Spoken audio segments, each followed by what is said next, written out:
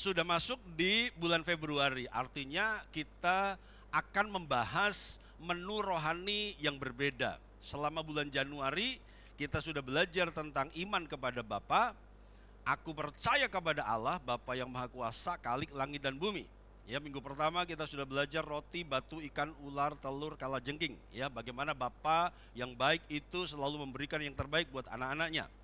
Minggu kedua tanggal 14 kita sudah belajar tentang pelataran Bapa. Ya, Tuhan itu menyediakan pelatarannya untuk menunggu anak-anaknya datang. Dan tanggal 21 kita sudah belajar sore hari tentang mengenal Bapa. Dan tanggal 28 kita sudah melihat hati Bapa untuk anak-anaknya. Nah, kita ada di bulan Februari, di minggu yang pertama. Kita akan masuk kepada tema iman kepada Yesus. Mari kita baca pengakuan iman rasuli kita kepada Yesus yang ada di depan. Dan kepada Yesus Kristus, 1, 2, 3.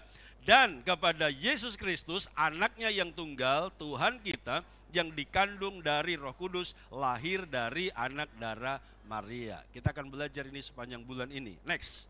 Dan judul kita hari ini adalah The Humanity of Jesus. Artinya kemanusiaan Yesus. Nah, ini topik yang sangat penting. Ya. Karena kemanusiaan Yesus ini mungkin jarang dibicarakan, jarang dikhotbahkan. Kalau keilahiannya it's okay. Keilahiannya, ketuhanannya, iya itu sangat kelihatan dan itu sering dikhotbahkan. Tetapi bagaimana kita memahami bahwa Yesus juga seorang manusia sama seperti kita, itu penting. Itu sesuatu yang sering disesatkan. Jadi kalau Anda seorang pendoa, Anda harus paham bahwa ketika kita bicara dalam nama Yesus, kita harus paham bahwa dia juga seorang manusia yang sama seperti kita. Ya, anak-anak kita harus paham, walaupun ini mungkin susah diterangkan dengan logika. Ya, bagaimana seorang bisa Tuhan sejati dan manusia sejati. Nah, ini menu yang cukup berat, tapi saya akan coba buat simpel supaya kita bisa memahami. Nah, kalau di dunia teologi, di STT, kuliah ini namanya kuliah Kristologi. Bagaimana kita belajar tentang Kristus, memahami bahwa dia adalah Tuhan, tetapi dia juga manusia sama seperti kita. Ini menarik saudaraku ya, karena itu konsentrasi. Tepuk sebelahmu, katakan mari kita mulai. Haleluya ya. Next yang berikutnya. Perhatikan statement awal saya. Kemanusiaan Yesus sama pentingnya dengan keilahian Yesus. Nah, ini mungkin yang jarang orang pahami. Yang penting kan saya tahu dia Tuhan. Dia juru selamat. Dia yang menyelamatkan hidup saya, nanggung dosa saya. Gak pentinglah saya mengetahui bahwa dia adalah manusia. Tunggu dulu. Sebab konsep Alkitab mengajarkan, tadi kita sudah ucapkan, dia dan aku percaya kepada Yesus, ya. Dia dilahirkan oleh anak darah Maria. Ketika kita mengakui bahwa Yesus dilahirkan anak darah Maria, artinya kita sedang mengakui bahwa Yesus adalah seorang manusia biasa. Ya. Konsep Alkitab mengatakan Yesus dilahirkan sebagai manusia sepenuhnya. Jadi bukan manusia, setengah Tuhan, enggak. Dia Tuhan sepenuhnya dan manusia sepenuhnya. Dilahirkan sebagai manusia sepenuhnya, namun juga tetap sepenuhnya ilahi. Jadi salah ya kalau kita berkata Yesus itu setengah manusia, setengah Tuhan, salah. Ya. Salah. Nah, apalagi yang ini next. Ada dua paham yang bukan konsep Alkitab. Dan paham ini sudah muncul ratusan tahun yang lalu. Jadi pemahaman bahwa Yesus antara Yesus itu Tuhan atau manusia ini sudah menjadi perdebatan, ini sudah disesatkan selama berabad-abad yang lalu. Sejak zaman kuno ada paham yang namanya ebionisme. Paham ini mengakui bahwa Yesus adalah manusia tetapi bukan Tuhan. Dan kita tahu beberapa kepercayaan berkata bahwa dia hanya seorang nabi dan bukan Tuhan. Nah, paham ini termasuk ebionisme. Oke ya. Kita sering berkata ya, dia adalah nabi. Kalau dia seorang nabi aku percaya, tapi dia bukan Tuhan. Ini termasuk ebionisme. Yesus adalah manusia tetapi bukan Tuhan. Paham yang kedua namanya doketisme. Paham ini mempercayai bahwa Yesus adalah Tuhan tapi bukan manusia. Dan ini bukan konsep Alkitab. Ya. Sekali lagi ketika kita berkata bahwa Yesus dilahirkan dari seorang anak darah Maria. Kemudian dia menderita di bawah pemerintahan Pontius Pilatus, yang menderita itu hanya manusia. Tuhan gak menderita. Ya. Mati, disalibkan dan mati. Kita mengakui bahwa Yesus adalah manusia, sama seperti saudara dan sama seperti saya, ya. Sampai di sini yang masih sedikit paham katakan amen. Haleluya. Jadi Bapak Ibu Saudaraku, kita harus paham ini dulu, ya.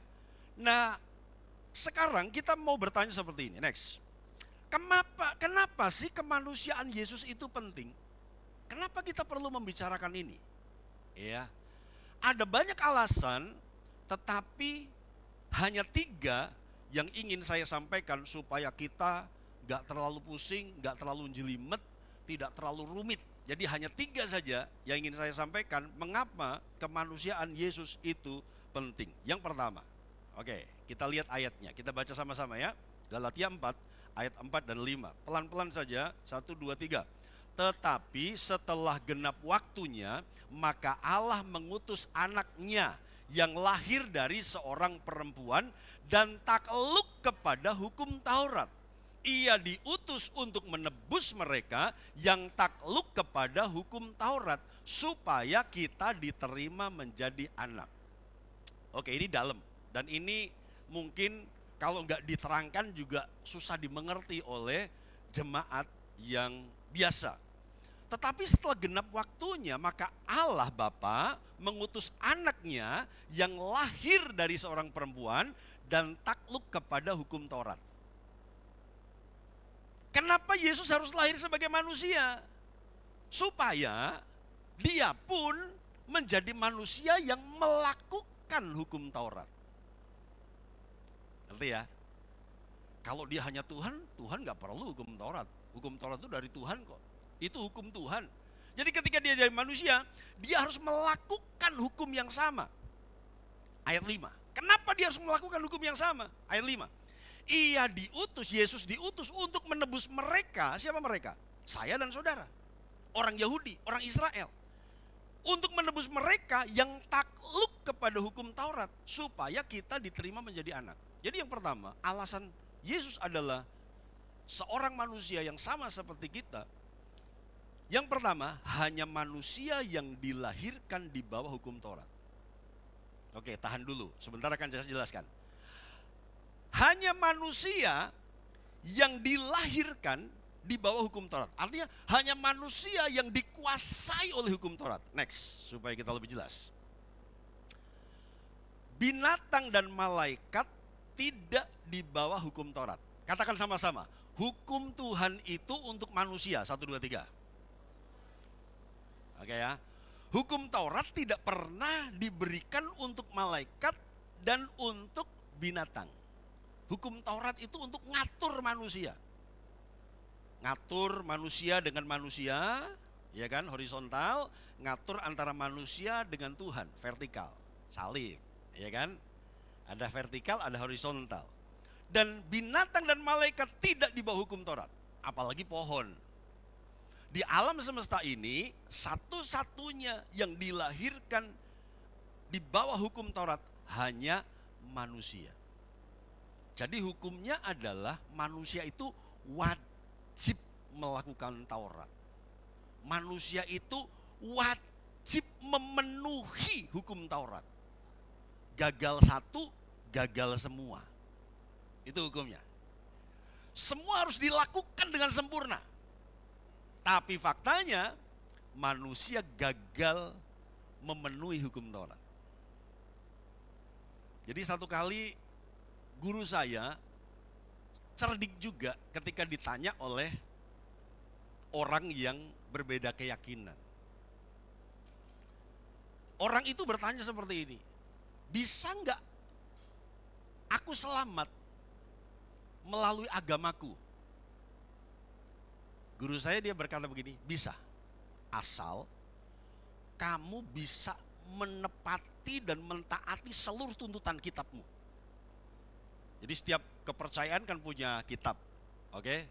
Punya hukum, punya kitab. Guru saya berkata, orang ini tanya ya, aku bisa enggak selamat dengan agamaku, dengan kepercayaanku?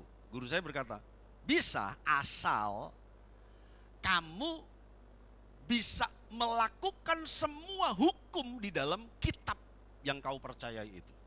Ya mana mungkin, gak bisa lah. Itu hukumnya sempurna banget, gak bisa. Gak ada manusia yang bisa memenuhi seluruh tuntutan hukum di dalam setiap kitab agama. Lalu dia balik bertanya, lah bagaimana dengan kamu? Kamu percaya enggak bahwa kamu diselamatkan? Guru saya berkata, aku percaya aku diselamatkan. Lalu dia tanya, kalau kamu diselamatkan berarti kamu bisa melakukan semua hukum di dalam kitabmu. Guru saya berkata, gak bisa. Aku juga sama seperti kamu, gak bisa melakukan semua tuntutan dari Alkitab, gak bisa, aku gak bisa. Loh kok kamu selamat?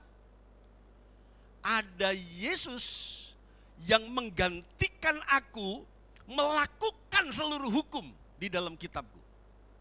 Dia melakukan dengan sempurna. Aku gak bisa, karena itu aku berdosa. Aku gak bisa, karena itu aku harus dihukum mati. Tapi ketika aku percaya kepada Yesus, dia menggantikan aku, dia memenuhi seluruh tuntutan hukum itu, dan aku tinggal percaya kepadanya. Jadi artinya, kita manusia yang tidak akan pernah bisa melakukan hukum dengan sempurna. Yang mengerti katakan amin, saudaraku ya. Bilang sama kanan kiri, awake dhewe podo, saudaraku bilang saudaraku, podo, iya sama. Jadi mau jemaat mau pendeta, kita nggak akan pernah bisa melakukan firman dengan sempurna. Sama, kita sama. Kita nggak akan pernah bisa melakukan firman dengan sempurna, nggak akan pernah bisa. Tapi kita bersyukur bahwa ada Yesus yang melakukan dengan sempurna dan kita ada di dalam Dia. Tadi lagunya keren sekali. Dalam Kristus ku percaya ada kemuliaan di balik salibnya. Dan ini konsep yang berbeda dari banyak kepercayaan-kepercayaan di dunia, saudara. Kepercayaan di dunia ini mereka untuk bisa selamat harus melakukan daya upaya untuk sempurna. Yang puasa lah, yang berbuat baik lah, yang amal lah, yang menyangkal diri lah, yang bertapalah, yang menyiksa diri. Ini konsep yang ada di sana. Mereka berusaha sedemikian rupa menjauhi dunia. Dan kemudian dengan daya upaya sendiri mereka harus berbuat baik. Harus menyempurnakan diri supaya selamat. Gak akan pernah bisa. Tapi kita bersyukur bahwa Yesus melakukan untuk kita. Dan kita tinggal dompleng, percaya kepadanya. Dan kita ada di dalam Dia. Yang paham katakan amin, saudaraku ya. Oke ya. Jadi kenapa Yesus harus menjadi manusia? Karena Dia harus menyelamatkan sesama manusia. Gitu. Jadi Tuhan tuh mainnya cantik, saudaraku. Tuhan tuh mainnya keren. Tuhan tuh mainnya keren. Dia tidak melakukan dari pihak yang sempurna kemudian menjangkau yang tidak sempurna tanpa apa-apa. Ya, tanpa melakukan sebuah pengorbanan. Dia harus menjadi sama seperti manusia, melakukan hukum yang sama, tetapi bedanya dia melakukan dengan sempurna dan kita tidak bisa melakukan dengan sempurna, gitu. Next yang berikutnya, ya. Hanya satu manusia yang dapat menebus manusia lain yang lahir di bawah hukum yang sama. Jadi kita kan manusia. Ya, yang tahu bahwa kita manusia katakan amin. Ya, gitu. Supaya Bu Feba nggak protes aja, saudaraku ya, haleluya, puji Tuhan. Nih ya, haleluya, puji Tuhan. Dari tadi saya dengar ngomong aja, saudaraku ya, haleluya, puji Tuhan ya.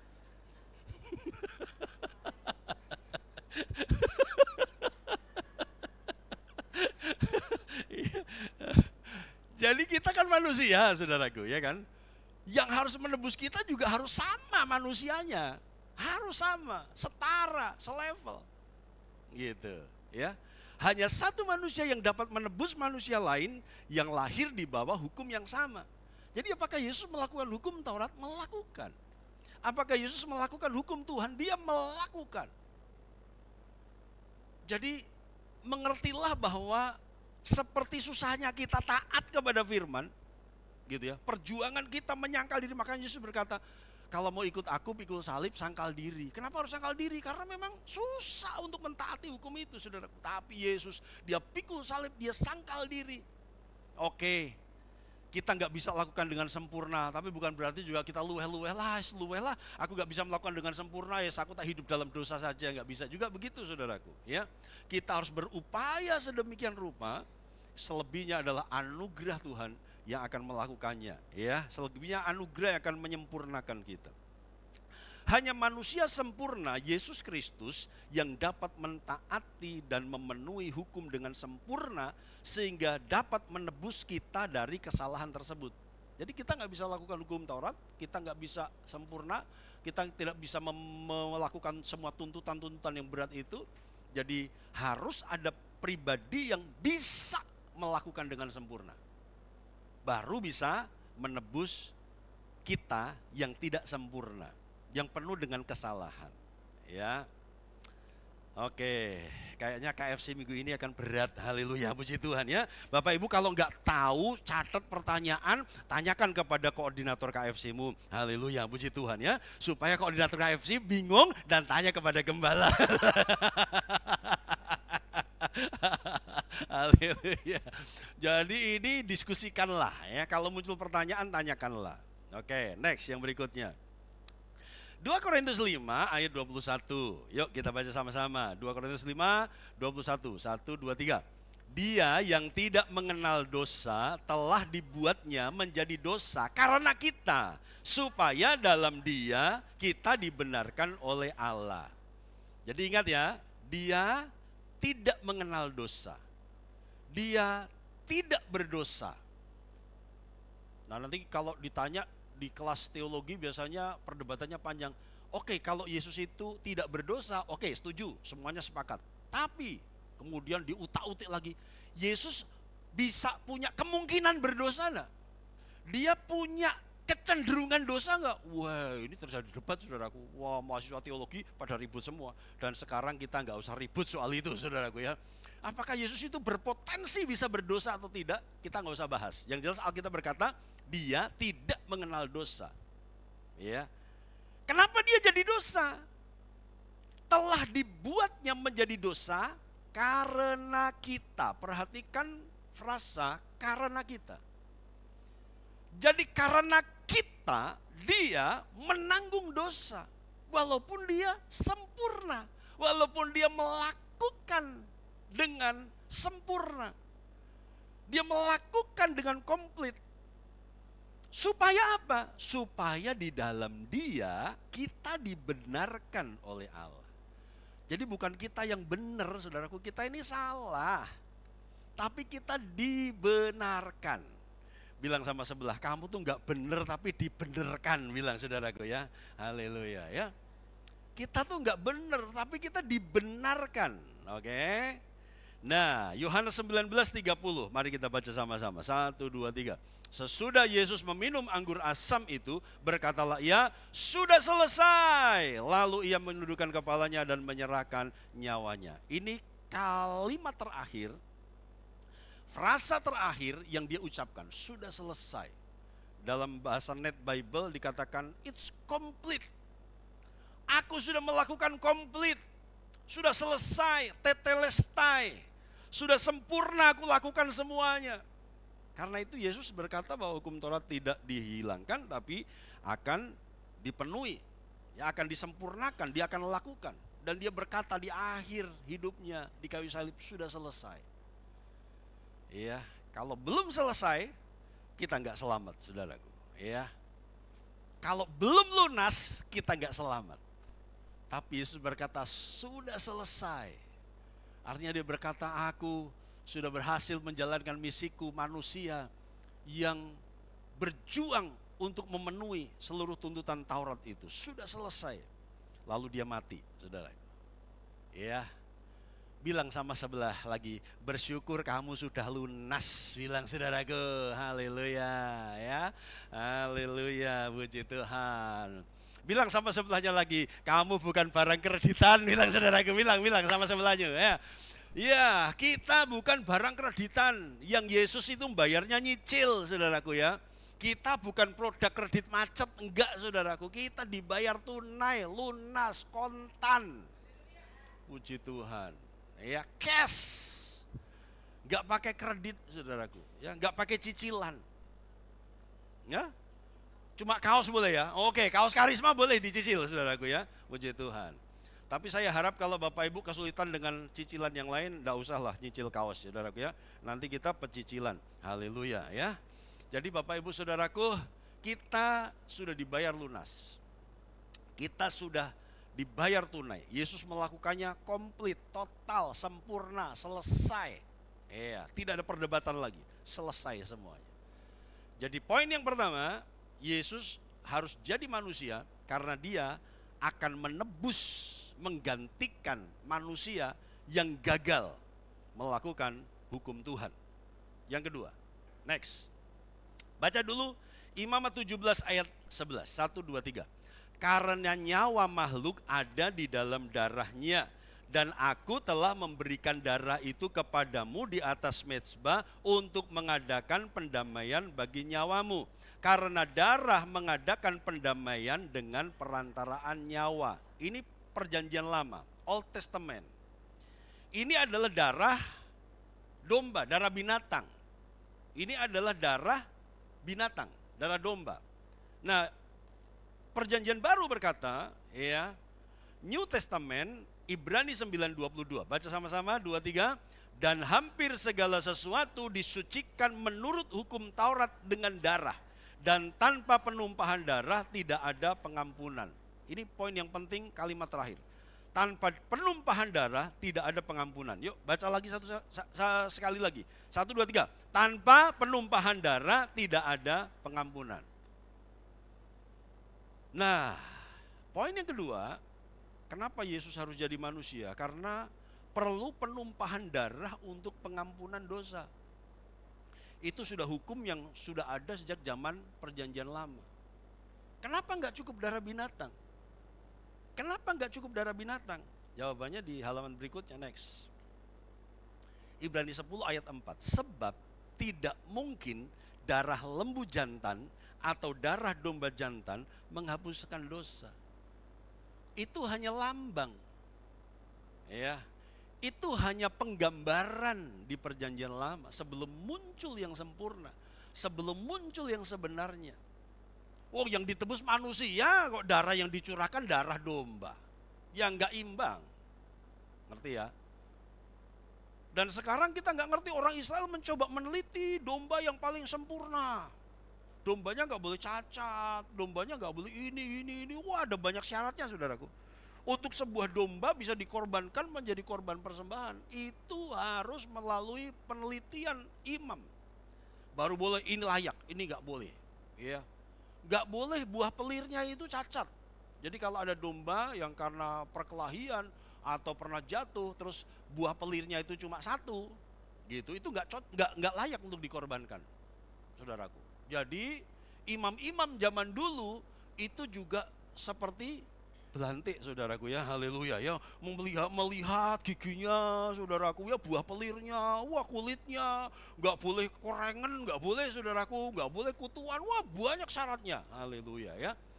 Nah, untung pendeta sekarang nggak pakai yang begitu, saudaraku ya, haleluya. Kalau itu jadi tugas saya, nyerah saya Tuhan, nyerah Tuhan. Oh, siapin khotbahnya susah, saudaraku, apalagi harus pelihara memeriksa kambing domba, saudaraku ya, haleluya, puji Tuhan. Iya. Jadi imam-imam zaman dulu, saudaraku, mereka melayani Tuhan sambil bau perengus, saudaraku ya, haleluya, puji Tuhan. Ya, bau asap, saudaraku ya. Imam besar saja yang masuk di ruang kudus, ada mezbah dupa, wangi, nah, gitu kan, imam besar, saudaraku ya. Tapi kalau imam-imam biasa, saudaraku, waduh, mereka bau perengus, bau asap, dan mereka harus melakukan pelayanan itu. Bau amis, saudaraku. Ya. Tidak mungkin darah lembu jantan, darah domba jantan menghapuskan dosa. Jadi darah binatang tidak sempurna. imam berusaha memeriksa binatang itu sempurna, tapi siapa tahu ada virus di sana. Siapa tahu ada penyakit di dalam domba. Ya, teknologi zaman itu hanya memeriksa kesempurnaannya fisik saja. Tapi kita nggak pernah ngerti ini ada virus SARS-nya atau enggak, ya kan? Ada virus flu kambing, saudaraku, atau apa saya nggak ngerti, saudaraku ya. Flu kambing, flu kebo, ya nggak ngerti, saudaraku kan? Nggak pernah bisa diperiksa itu, gitu. Artinya darah binatang tidak sempurna. Dan darah yang tidak sempurna tidak mungkin bisa menebus dosa secara permanen. Ya, itu hanya lambang, itu hanya penggambaran saja. Oke? Tidak bisa menebus dosa secara permanen. Katakan sama-sama, darah Yesus menebusku permanen. 1, 2, 3. Ya, permanen, sekali dan selamanya. Kenapa? Karena itu sempurna. Nah, pertanyaannya begini, Pak, kalau Yesus manusia yang dilahirkan oleh Maria, bukankah berarti dia juga punya darah manusia? Dia juga punya darah, artinya dia mewarisi dosa keturunan. Iya, dia mewarisi dosa Adam.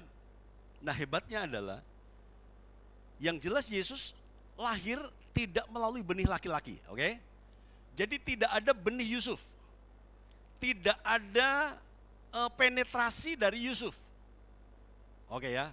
Karena Roh Kudus yang membuahi, ya, Roh Kudus yang membuahi Maria. Oke.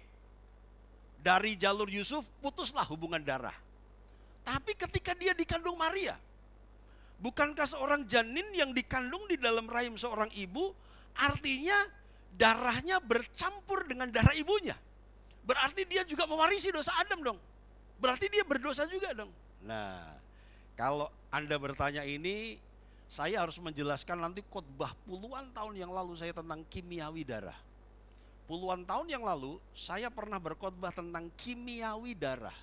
Bahwa ternyata ahli-ahli berkata seorang janin yang ada di dalam kandungan ibunya, darahnya itu tidak bercampur dengan darah ibunya. Seorang janin itu dia memproduksi darahnya sendiri. Oke ya, nanti kalau ada yang tanya, saya akan kasih filenya. Itu khotbah puluhan tahun yang lalu, gereja masih di bawah, masih satu lantai. Saya pernah khotbah kimiawi darah. Bahwa ternyata seorang janin ketika ada di dalam rahim ibunya, dia darahnya tuh gak bercampur. Artinya Tuhan membuat mekanisme yang canggih untuk tidak bisa didebat, tidak bisa dipersalahkan. Langkah-langkah penyelamatannya kepada kita manusia itu sempurna. Dan itu menunjukkan bahwa darah Yesus adalah darah yang sempurna. Katakan sama-sama, darah Yesus adalah darah yang sempurna. Haleluya. Ya. Oke, kita nggak akan melebar ke sana, nanti terlalu rumit lagi, saudaraku ya. Ini aja udah bingung, saudaraku, udah rumit. Mesti dengar 2 kali. Oke. Yang berikutnya. Nah, sekarang kita percaya dan kita tahu bahwa darah Yesus adalah darah anak domba Allah yang sempurna. Artinya Yesus harus mengorbankan kehidupan manusianya yang sama seperti kita dan menumpahkan darah manusianya. Iya, Tuhan gak punya darah, yang punya darah itu manusia. Dia menumpahkan darah manusianya untuk menutupi dosa semua orang yang percaya kepadanya. Jadi itu alasan yang kedua, kenapa Yesus harus jadi manusia. Karena perlu penumpahan darah untuk pengampunan dosa. Yang terakhir, next, Ibrani 4 ayat 15. Yuk kita baca sama-sama. 1, 2, 3. Sebab imam besar yang kita punya bukanlah imam besar yang tidak dapat turut merasakan kelemahan-kelemahan kita. Sebaliknya sama dengan kita, ia telah dicobai hanya tidak berbuat dosa. Yang ketiga, perlu model manusia sejati yang mengalami pergumulan manusia. Jadi ketika dia jadi manusia, maka sebenarnya itu harus membanggakan kita. Jadi kadang-kadang kita merasa malu kan kalau didesak. Kok bagaimana mungkin Tuhanmu jadi manusia, berarti kamu tuh nyembah manusia? Enggak juga. Karena itu harus jadi sebuah kebanggaan, karena dengan Yesus jadi manusia, dia memberikan contoh bagaimana menghadapi cobaan-cobaan. Bagaimana dia memberikan contoh, menghadapi penderitaan-penderitaan yang sama seperti kita. Next. Dalam kemanusiaannya, Yesus mengalami semua jenis pencobaan yang sama seperti yang kita alami. Kalau Bapak Ibu ragu dengan statement saya ini, nanti coba WA Japri kepada saya. Pak, saya lagi ngalami ini. Kira-kira di sisi Yesus apa yang sama dengan pengalaman saya ya? Nanti saya carikan, saudaraku ya. Mungkin gak sama plek, gak sama persis. Tetapi itu menjadi wakil. Ya, penderitaan kita, persoalan kita. Kalau mau disamakan ya gak akan mungkin sama. Karena dia, Pak saya tuh menghadapi persoalan Pak. Aduh, paling susah menghadapi istri Pak, haleluya, puji Tuhan. Yang satu menghadapi suami Pak, kira-kira samanya dengan Yesus apa? Ya nggak bisa saudaraku, Yesus itu jomblo seumur hidup kok, haleluya, puji Tuhan ya. Hidup jomblo, haleluya, puji Tuhan ya. Yesus nggak nikah sampai mati saudaraku. Tetapi, dan ingat dia hanya 3,5 tahun. Bagaimana mungkin kehidupan pemuda 3,5 tahun, dia melayani 3,5 tahun, dia hidup 33,5 tahun. Ya kan? Bagaimana mungkin hidup seorang pemuda 33,5 tahun mati kemudian akan dibandingkan dengan hidup kita yang sudah 50 tahun, 60 tahun. Jadi dia hanya memberikan contoh wakil-wakil saja persoalan-persoalan manusia yang kompleks itu. Gak mungkin dia wakili semuanya setiap detail saudaraku ya. Dia harus menikah misalnya gitu kan, dicereweti istrinya, nggak mungkin, kelamaan saudaraku ya. Kita nggak selamat-selamat kalau begitu saudaraku ya. Jadi kalau Yesus harus menikah, harusnya dia juga sama seperti kita dong, menikah supaya ngerasake loh, ora enakin duwe bojo misalnya gitu saudaraku ya. Haleluya. Ada yang mulai merasa tidak enak punya bojo saudaraku, ada, bertobat saudaraku ya. Haleluya, bertobat. Haleluya. Karena dulu kita ketika menikah kita ingin menggebu-gebu, ternyata sekarang wah baru merasakan Pak, gak enaknya Pak punya pasangan, wah salah paham terus. Saudara, kita gak bisa, terlalu lama kalau Yesus melakoni semua cerita yang sama seperti kita. Kapan selamatnya saudaraku ya? Jadi dia mengalami semua godaan ketidaknyamanan dan kesengsaraan hidup dalam daging. Dia menderita, dia miskin, dia dihina, dia merasakan sakit fisik. Kira-kira Yesus pernah pilek enggak Pak ya? Haleluya, saya gitu. Nah, ketika dia mati disalib dan dia teriak, Bapak, kenapa engkau meninggalkan aku? Dia sedang kesakitan. Tapi itu mewakili saudaraku sakit pilek yang enggak enak cuma di hidung kita, saudaraku ya. Dia enggak enak seluruh tubuh, saudaraku. Kita pilek aja udah ngeluh, saudaraku ya. Ya, sakit hanya hidungnya, hanya sebagian tubuh kita. Oke. Dia merasakan sakit fisik. Dia menderita kematian yang berkepanjangan dan paling kejam. Jadi saya boleh katakan seperti ini. Yesus itu mewakili manusia baik matinya dan juga setengah matinya. Sebagai manusia dia juga setengah mati. Dan dia juga mengalami kematian sama seperti kita. Jadi dia adalah seorang manusia yang pada akhirnya bisa bersimpati dengan kesulitan-kesulitan kita. Kalau dia bukan manusia, ya dia mungkin rasa simpatinya tidak seperti. Makanya coba lihat mitologi Yunani saudaraku. Dewa itu dianggap super, dianggap wow. Tapi sama manusia itu juga kadang-kadang sia-sia, maksudnya nyio-nyio gitu. Sama manusia itu kadang-kadang gak adil juga, itu dewa-dewa Yunani saudara. Kalau baca mitologi Yunani, wah lucu-lucu, aneh-aneh dewanya. Disembah, tapi juga ngusilin saudaraku begitu ya, ngerjain gitu ya. Dan membuat manusia menderita, ada saudaraku. Bahkan ada orang yang percaya dewa perusak, wah dewa perusak saudaraku, waduh. Jadi mari kita bersyukur justru bahwa dia menjelma menjadi manusia. Jadi memahami kemanusiaan Yesus itu begitu penting. Yang terakhir, next. Nah, kesimpulannya satu saja. Yang hijau dulu di bawah. Yuk baca sama-sama yang hijau. 1, 2, 3. Tidak mengakui kemanusiaan Yesus adalah roh antikristus. Wow, gitu ya Pak. Tidak mengakui kemanusiaan Yesus adalah roh antikristus. Ayatnya 1 Yohanes 4 ayat 2 dan 3. Demikianlah kita mengenal roh Allah. Setiap roh yang mengaku bahwa Yesus Kristus telah datang sebagai manusia berasal dari Allah. Jadi kalau kita ngaku Yesus adalah manusia yang sama seperti kita, itu dari roh Allah. Sebaliknya, ayat 3. Dan setiap roh yang tidak mengaku Yesus tidak berasal dari Allah. Roh itu adalah roh antikristus, dan tentang dia telah kamu dengar bahwa ia akan datang, dan sekarang ini ia sudah ada di dalam dunia. Jadi ketika seseorang tidak mengaku Yesus sebagai manusia, itu adalah tanda roh antikristus. Sebaliknya, ketika kita mengakui bahwa Yesus manusia sejati, hidup 33,5 tahun, melayani, berkorban, mati buat kita, itu justru dari roh Allah. Artinya, sekali lagi, kemanusiaan Yesus dan keilahian Yesus itu adalah dua hal yang setara, equal. Harus kita pahami bahwa dia manusia sejati dan dia Tuhan sejati yang mungkin gak bisa dijelaskan dengan logika, ilmu pengetahuan, akal pikiran. Dan ini sering disesatkan, ini sering didebat. Tapi berbahagialah engkau yang bisa percaya bahwa Tuhan kita pernah menjelma menjadi manusia yang sama seperti kita, merasakan penderitaan-penderitaan kita, mencurahkan darah manusianya, gitu ya. Dan kemudian melakukan hukum Taurat dengan sempurna demi kita. Demi kita. Makanya mari kita mengucap syukur ya. Haleluya, puji Tuhan. Oke, kita mengucap syukur. Haleluya. Dalam Kristus ku percaya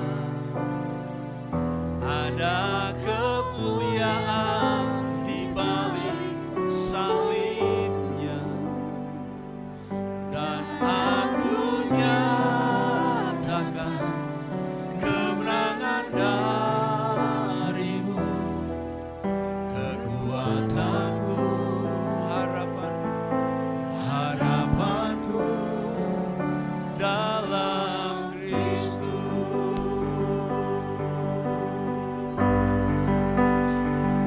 Dalam Kristus ku percaya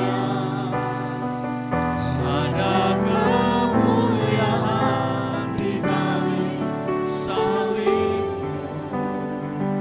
dan aku nyatakan kemenangan darimu, kekuatanku, harapanku dalam Kristus. Dalam Kristus ku percaya kemuliaan di balik salib, dan aku nyatakan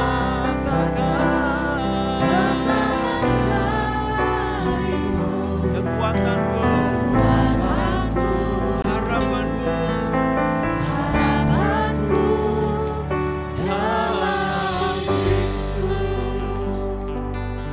Bapak Ibu, kalau ada seorang anak kecil yang belum punya pengalaman susahnya kehidupan manusia dewasa, dan kemudian anak kecil ini ketika lihat orang dewasa susah, lalu anak kecil ini berkata, "Sini tak hibur, aku juga mengalami hal yang sama kok seperti engkau, tak hibur sini."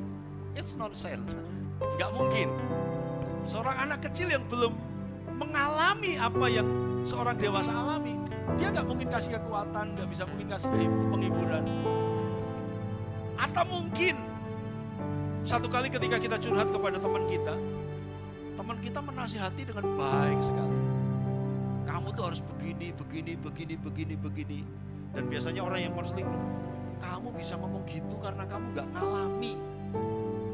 Kita gak bisa terima saran dari seseorang yang gak ngalami situasi sama seperti kita.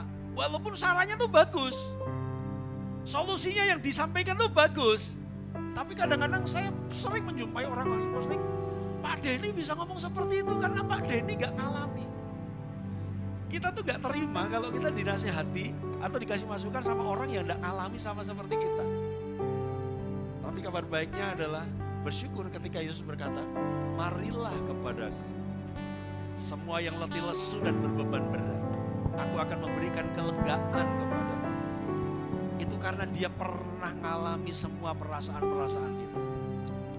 Itu karena dia pernah mengalami semua kesakitan-kesakitan kita. Sehingga kita bisa lari, kita bisa minta peluk, kita bisa curhat kepada dia. Dalam Kristus ku percaya ada kemuliaan di balik salibmu, dan aku nyatakan kemenangan darimu, kekuatanku, harapanku dalam Kristus, percaya ada kemuliaan di balik salib,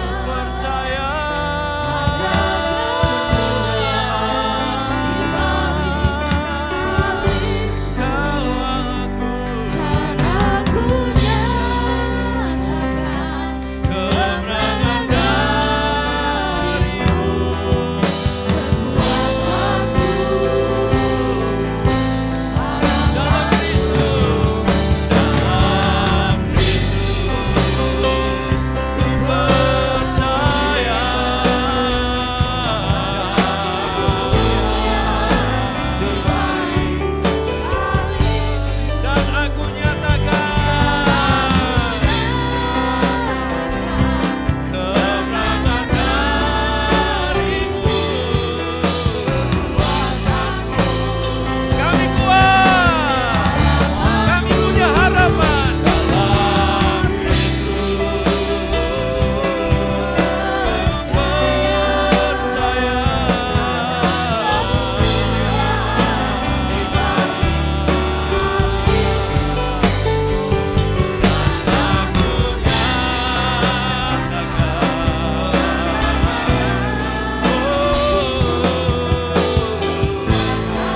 kekuatanku.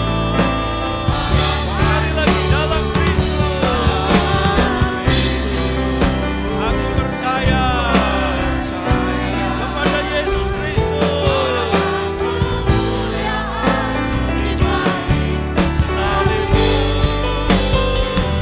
dan aku nyatakan kemenangan darimu, kekuatanku, harapanku dalam Bapak Ibu, sembah Tuhan di tempat dudukmu sebelum kita masuk perjamuan kudus. Mari bawa hidupmu, hatimu kepada Tuhan. Dengan lembut di tempat dudukmu, katakan, Tuhan, terima kasih karena Engkau mengalami hal yang sama seperti yang aku alami.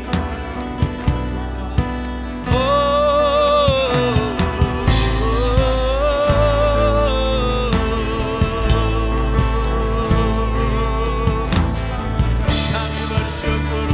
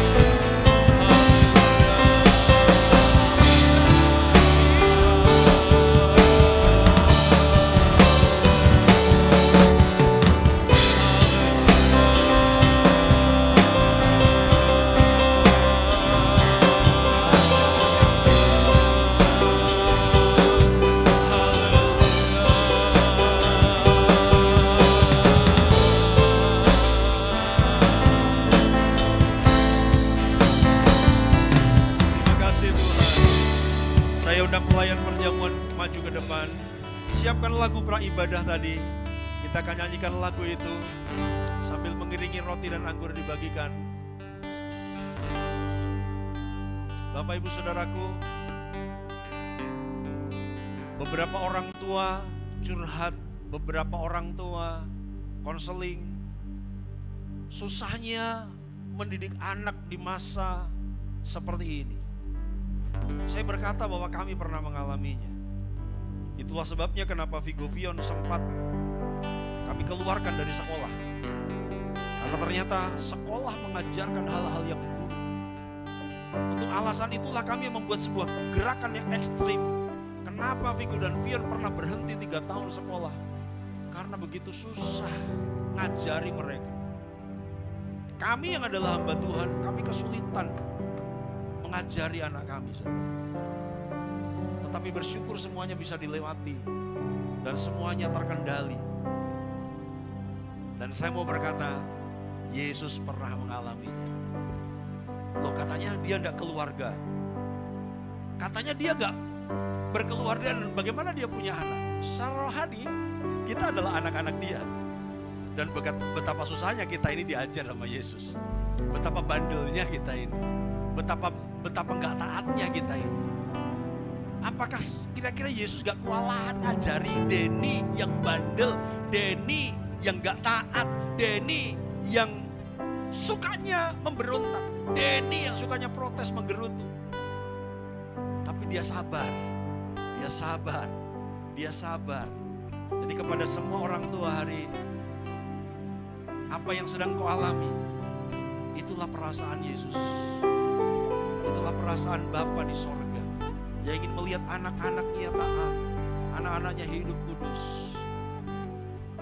Kau yang merasa kesepian, saya percaya Yesus sempat merasa kesepian ketika dia tergantung seorang diri di kayu salib. Sementara orang-orang dekatnya lari dan meninggalkan dia. Dia merasakan sakit yang sama. Tuhan, sebentar kami akan terima tubuh dan darah-Mu, berbicara lebih lanjut. Mungkin firman ini berat dan harus didengarkan lagi dan lagi. Kami harus menggali dan minta Roh Kudus menjelaskan lebih sederhana lagi. Tapi biarkan kami paham bahwa Engkau manusia yang sama seperti kami. Engkau bukan dewa yang turun dari langit yang tidak mengerti dunia manusia. Engkau bukan seperti Tuhan sesembahan yang turun dari tempat yang sempurna dan tidak ngerti apa-apa tentang yang tidak sempurna. Kami bersyukur Engkau manusia yang sama seperti kami, dan Engkau bisa memahami perasaan-perasaan kami, Tuhan. Berkati umat-umat-Mu, berkati pelayan-pelayan-Mu. Roti dan anggur akan dibagikan, dan kami akan dapat pewahyuan yang baru. Kami dapat pewahyuan yang berbeda. Kami akan dapat jawaban atas pergumulan kami, Tuhan. Dalam nama Yesus, haleluya. Amin. Silakan dibagikan nyanyi lagu yang tadi. Dan kemuliaan-Mu, Imam besar Allah. Dia imam besar yang turut merasakan kelemahan kita. Kaulah pemilik hidupku, Yesus Kristus Tuhan. You are my God. Sujud di depan tahta-Mu, Kami sujud, Tuhan. takutkan seluruh hidupku dalam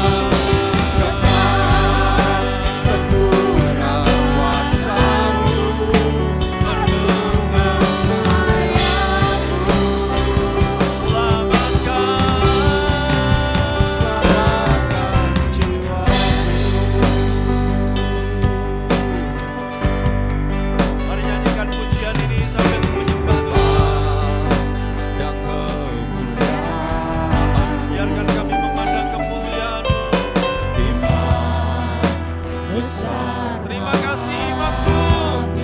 Terima kasih imam yang sempurna. Pemilik Amin. Kau Yesus. sujud di depan tahtamu.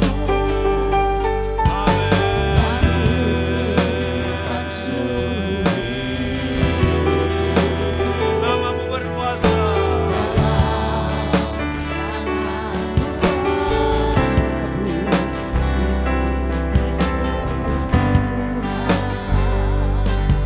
Tidak ada yang lain. Tidak ada satupun yang lain. Satupun yang luput dari ingatan Semua sudah kau lakukan. yang mulia. It's finished. Segala pujian, hormat,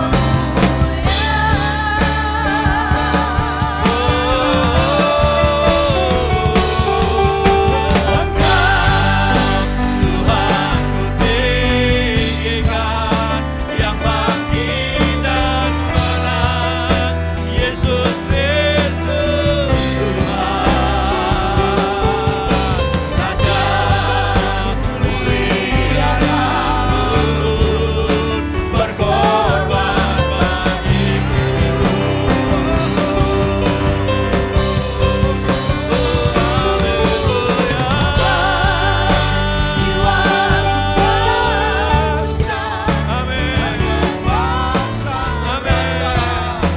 Yesus Kristus Tuhan, kekal sempurna kuasa-Mu, agunglah karya-Mu. Engkau Tuhan, Tuhan ku tinggikan. Mari kita berdiri bersama-sama dan menang, Yesus Kristus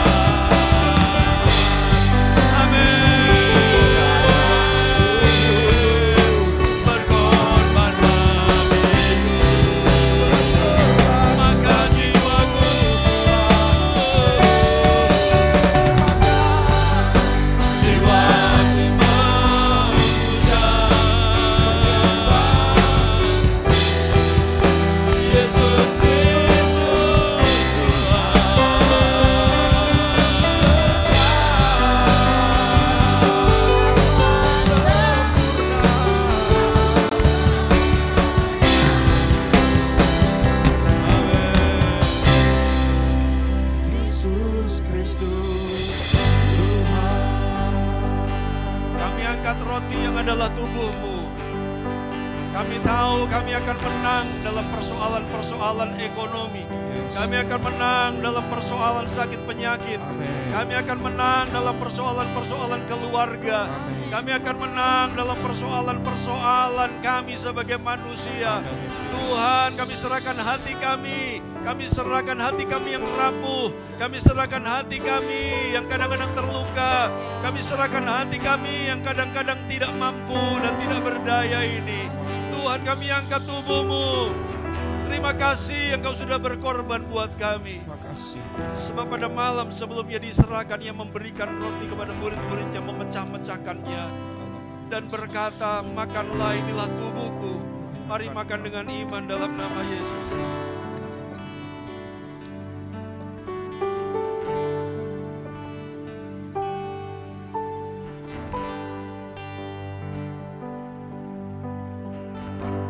Terima kasih Tuhan. Terima kasih Tuhan. Terima kasih Tuhan. Mari mengucap syukur kepada Dia. Terima kasih atas simpati, empati, dan kepedulian-Mu Tuhan. Haleluya. Mari sama-sama katakan.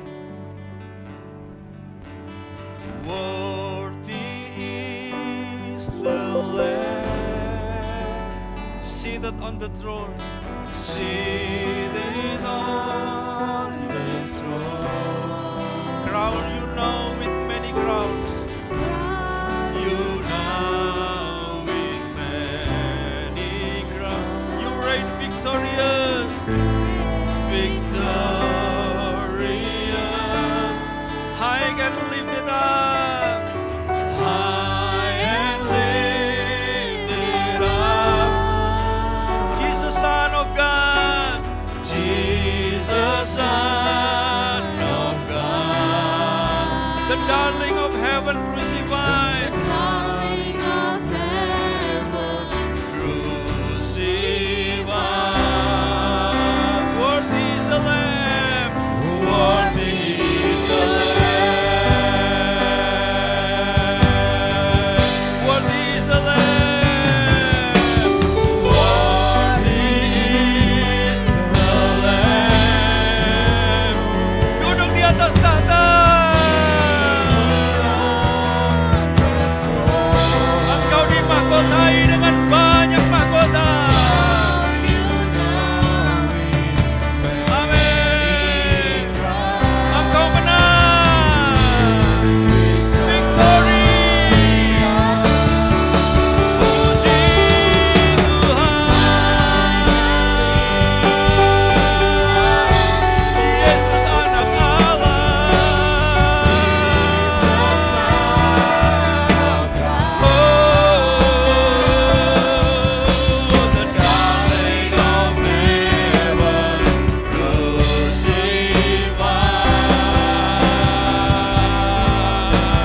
Worthy is the Lamb.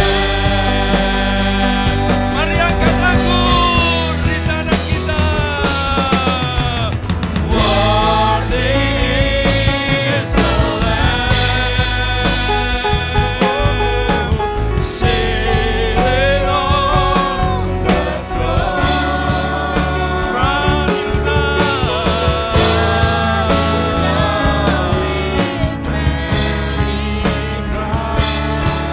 You reign victorious. High and lifted up.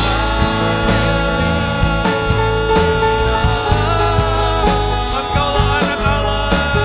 Jesus, Son of God. The darling of heaven. darling of heaven, Crucified.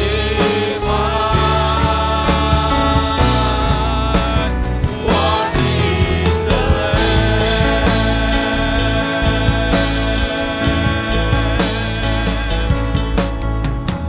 Dan setelah itu dia mengambil cawan anggur, memberikannya kepada murid-muridnya dan berkata, minumlah, inilah darahku, darah perjanjian yang ditumpahkan bagi banyak orang. Perbuatlah setiap kali kamu mengingat akan aku. Mari minum dengan iman dalam nama Yesus.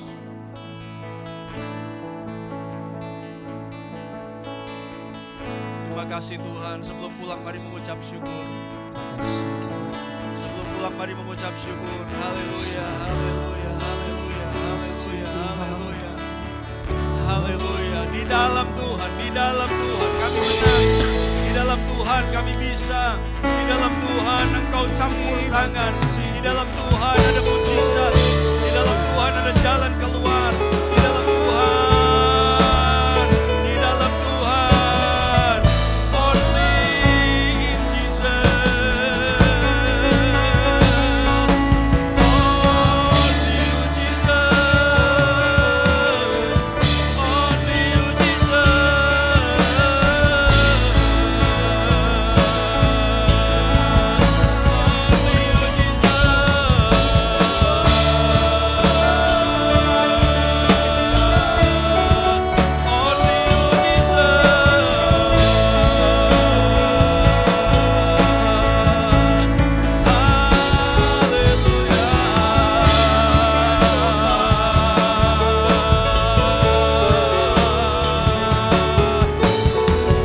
Terima kasih Tuhan. Kami anak-anak-Mu akan pulang. Kami anak-anak-Mu akan berpisah. Kami keluarga Allah. Kami ibadah di bumi dan di sorga. Di sorga kami akan ketemu dengan orang yang sama yang kami lihat hari ini. Ibadah kami kekal Tuhan. Karena itu tolong umat-umat-Mu, tolong anak-anak-Mu dalam berbagai macam kesulitan hidup mereka. Ada begitu banyak pergumulan yang tidak tersampaikan. Ada begitu banyak ratapan yang tidak terdengar oleh manusia. Bahkan ada banyak keluhan yang tidak terdengar oleh gembala. Tetapi Engkau tahu semuanya. Berkati anak-anak-Mu. Pulanglah. Bawalah berkat damai sejahtera dari Allah Bapa. Kasih sayang anaknya yang tunggal, persekutuan Roh Kudus. Memelihara roh jiwa tubuhmu sempurna tak bercacat sampai Yesus datang menjemput gereja. Terimalah perlindungan yang sempurna. Terimalah keberhasilan yang maksimal. Terimalah keberuntungan yang ajaib. Dalam nama Yesus, haleluya. Amin. Selamat pagi, shalom, Tuhan memberkati.